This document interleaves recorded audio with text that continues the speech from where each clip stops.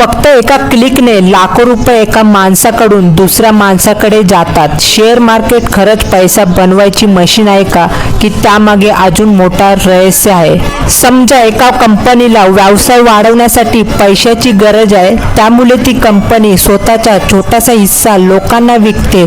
त्या छोट्याशा हिस्साला शेअर म्हणतात।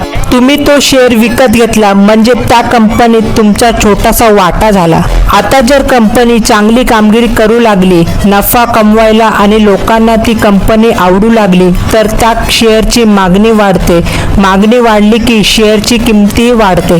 पण जर कंपनीचं काम खराब झाला किंवा वाईट बातमी आली, तर अनेक लोक शेअर विकायला लागतात, त्यामुळे किंमत खाली येते।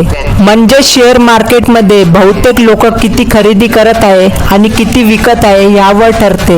याच कारणामुळे काही लोक नफा कमवतात तर काही लोक नुकसानही होतो। म्हणूनच शेअर मार्केट म्हणजे जुगार नाही, तर कंपनीच्या भविष्यात केलेली गुंतवणूक आहे। पण योग्य माहितीशिवाय पैसे गुंतवणे धोकादायक ठरू शकते।